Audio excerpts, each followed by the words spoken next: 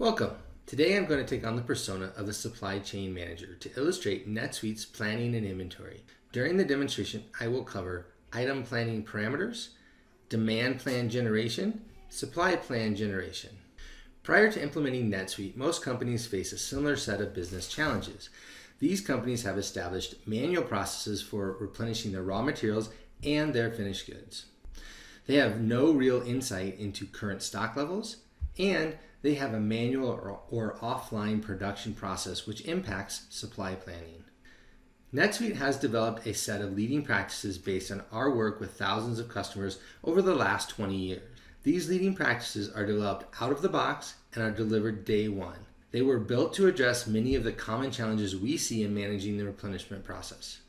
From flexible workflows that scale with your business to the built-in dashboards designed specifically to manage the planning and inventory process.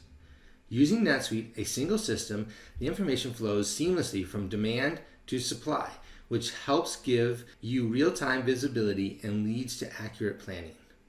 I am currently logged in as a supply chain manager. The supply chain manager can quickly review demand and supply plans or create work orders or purchase orders. They can also see KPIs and graphs that allow them to analyze the inventory movements. Reminders notify them of exceptions that need their attention. Let's start by reviewing the Item 360 and specific replenishment parameters. This is an assembly item with defined components. On the item, we can define the replenishment method as reorder points or time-phased. Time-phase uses demand and supply planning.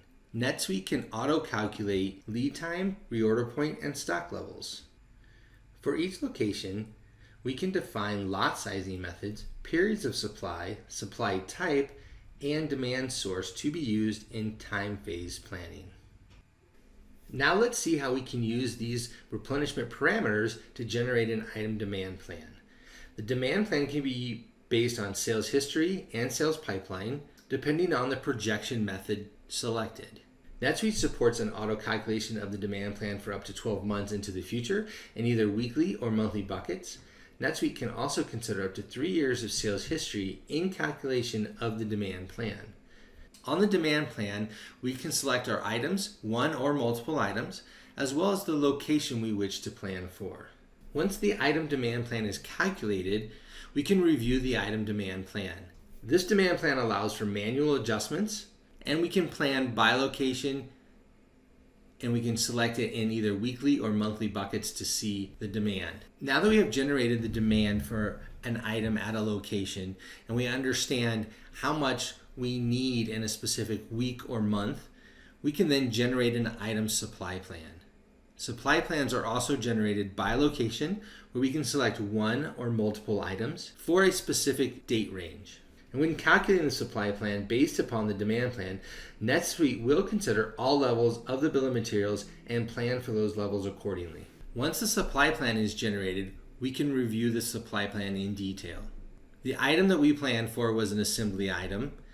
So here you can see the supply plan is to generate multiple work orders to meet the demand. If this was a regular inventory item, NetSuite would suggest purchase orders and potentially transfer orders. Now that we know what our demand is and how we're going to get supply here for that demand, we can look at our gross requirements inquiry screen by location and by item to see the details of when that demand is and when the supply is going to come in to meet that demand. When we generate the item supply plan, NetSuite can go ahead and automatically create the work orders in the plan status. Work orders in a plan status can be then further reviewed for scheduling or material constraints before being released to the shop floor. So by location and by work order, we can release from a plan status to a release status simply by checking the boxes and clicking submit. For those items we need to purchase, we can see that in our order items screen. Once again, by location, by vendor, and other parameters and filters, we can see the items that we need to replenish. So my buyer can see all the items that need to be replenished and easily create a PO with a single click by checking the boxes and clicking submit. Now that you've seen how my company uses NetSuite to efficiently manage our planning and inventory process, let's discuss what this means for your business. It allows for a collaborative environment where all planners have a view into demand and supply planning. It makes sure you have the right amount of inventory at the right time and reduces purchase order expedite costs and late sales orders. Proactively allows the management of demand variability and supply chain disruptions by highlighting exceptions. And remember, once live on NetSuite's leading practices, there are plenty of advanced features and functionality to take advantage of when the time is right. So as your business grows, NetSuite is here to scale with you.